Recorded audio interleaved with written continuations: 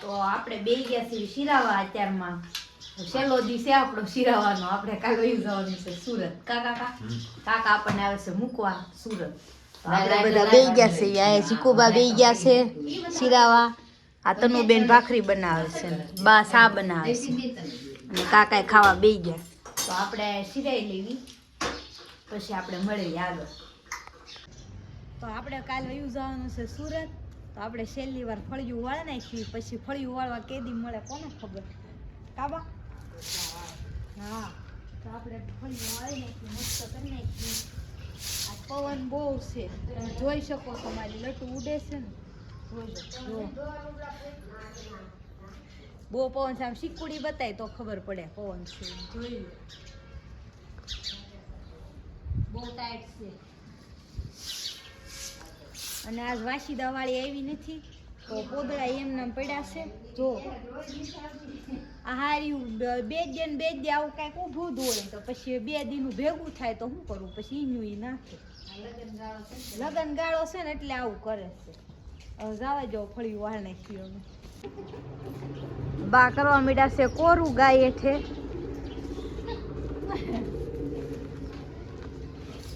એક દી આપણે કર્યું હતું આ બાને રોજ કરવાનું હોય કાબા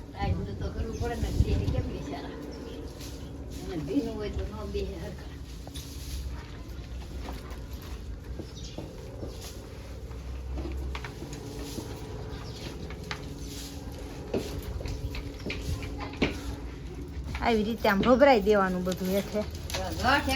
જો આને એક હક નો થાય હવારમાં ઠેકડા મારતી હોય એમ જો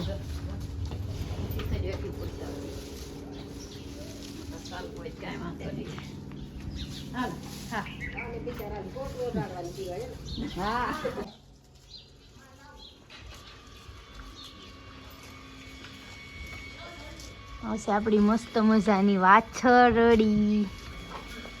જોઈ લો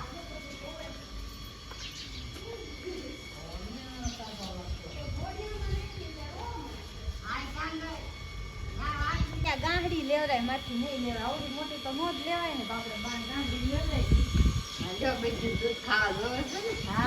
આ તો બહુ વજન છે और अभी तो रुको क्लाइमैक्स अभी बाकी है ઢહડી પડશે ઓય બાપા ઉભી રહે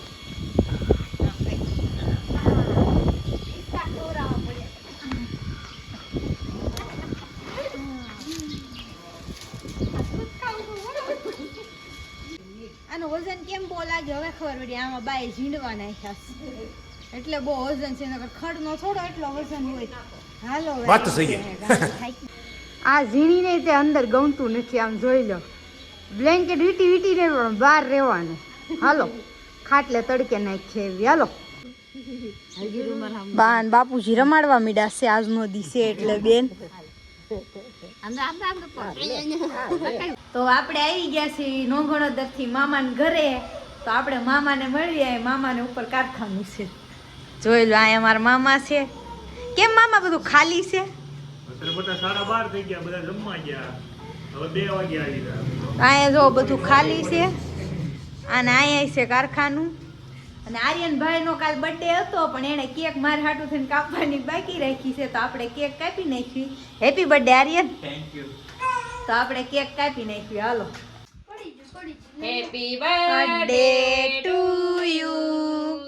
હેપી બર્થડે ટુ યુ આપણું જમવાનું થઈ ગયું છે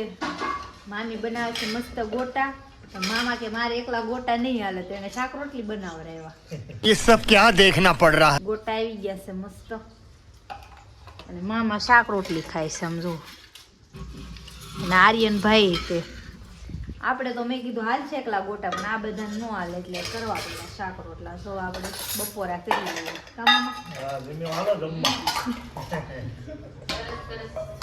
તો આપણે મામી ની દુકાનમાં આવી ગયા છે મામી ને છે મસ્તી ની કટલેરી ની દુકાન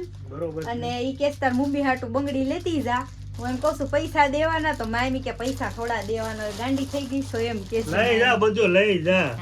આ જો દુકાન છે હું કયો છો મામા બોલો ના બટા જે જોવો એ મુંજાતી નહીં તમ તારે મામી લાટ આવ્યો કે આવે છે મામી લાટ આવક છે એમ કેસ મામા તો આપણે બંગડી કઈક લઈ લેવી આપણે જ નથી પહેરતા પણ મમ્મી હાટું લઈ બટલા લેતી જાય હાલો તો હવે આપણે ઘરે જવાનો ટાઈમ થઈ ગયો છે તો મામા કે હાલ હું તને ધાબુ બતાવું ધાબુ જોવા આવ્યા તો જોવો મારા મામાનું ગામ આ છે અમારા મામાની છોકરી આ છે મારા મામાનું ગામ સનસેટ થવાની તૈયારી થઈ ગઈ છે જોઈ લો હે મામા ઓલું શું છે ઓલું આ ઊંચું દેખાય ઈ છે રાજા સાહેબ વખતની હવેલી 100 વર્ષ ઉપર થઈ ગયું અને પૂરા હા રાજા સાહેબ ને આખા સોનાની બનાવેલી આ છે. જો આ દેખાય નહીં અને ઓલી છે ને ઈ હમણાં એની કોપી ટુ બનાવી પણ એવી થોડી થાય હા રેવા હાટું બનાવી રેવા ઈ માં રહે છે ને ઓલામાં રહે છે એ બહુ મોટો પરિવાર છે એમાં તો હમાતાય નથી અત્યારે મેળીમાં હે એવડો મોટો તો પરિવાર છે એ મેળી મારા મામાના ગામમાં એવડો દરબાર ગઢ છે ઈ એવું છે તો મારા મામાનું ગામ છે નાનું પણ સારું છે નાનું છે પણ નાગનું બચ્ચું નાનું પણ નાગનું બચ્ચું આર્યન છે નાનું છે પણ નાગનું બચ્ચું છે એટલે મામાનું નામ આ નાગરાજ છે એટલે એમ કે છે નાનું પણ નાગનું બચ્ચું તો હવે આપણે જાવી મામા રજા લઈ લેવી ડોક્ટર સાહેબ નું બચ્ચું છે નિર્મલ સિંહ ગોહિલ નું બચ્ચું છે એકદમ શાંત ને સ્વભાવ વાળો મસ્તી નો છોકરો છે